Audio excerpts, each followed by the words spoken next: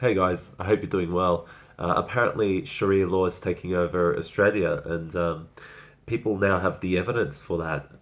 There's been a photo that's been shared um, many times over the internet, including by my own friends on Facebook, where they're claiming that Sharia law is taking over Australia. And there's photographic proof of this.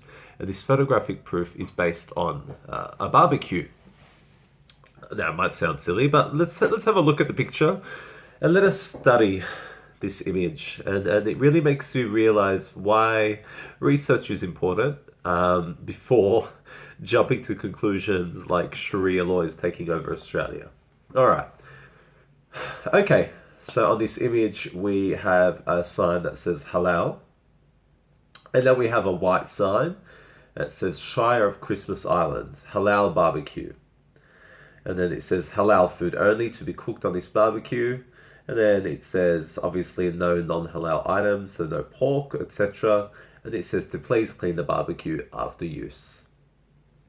Now that smack bang has caused a major uproar amongst everyday Australians who are concerned that this barbecue is going to start popping up in every Australian suburb, and that slowly this is Sharia law creeping in.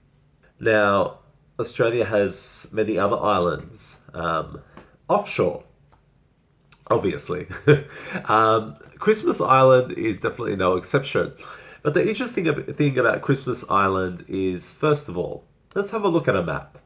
So over here we got the huge continent slash country of Australia. Isn't it beautiful?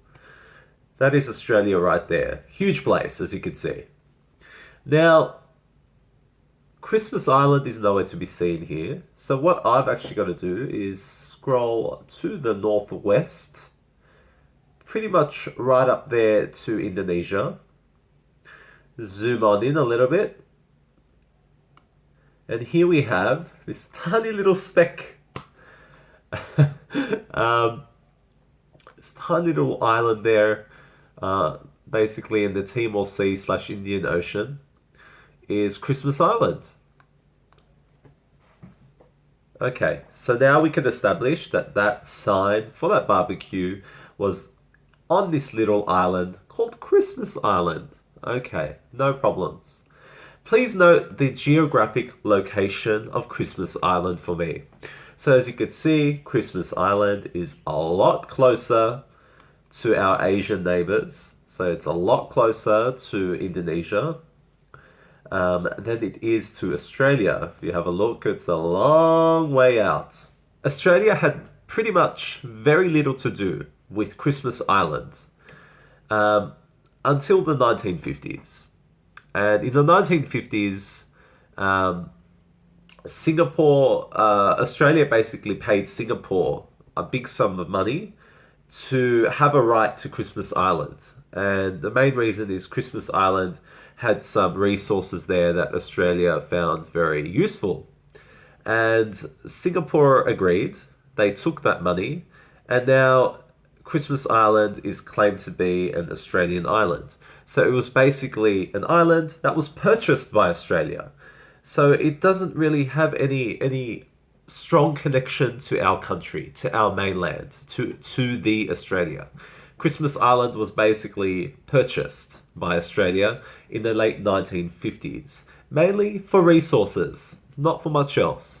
Oh, actually, Australia bought it from Singapore for about $20 million in 1957. Huh. Okay, so when we look at the population in Christmas Island, it's only about 2,000 people or so. And the ethnic composition, so what we have is the population is 65% Chinese, 20% Malay, 10% European, and then 5% Indian and Eurasian. So as you can see, the European slash Caucasian population of Christmas Island is 10%. So they're a huge minority. And given the geographical location of Christmas Island, that does make sense. The cool thing is the island is actually kind of like a microcosm of different cultures and religions and ideologies, but they all kind of just blend in. Of course, the majority of people are Buddhists, and then you have Christians, and there are a few Muslims. So on the island, you can actually witness festivals and holidays for every single people group happening every year. Everything from the Mooncake Festival to Hararaya Haji to, yes, even Christmas. This particular barbecue, that is a halal barbecue, is located near a mosque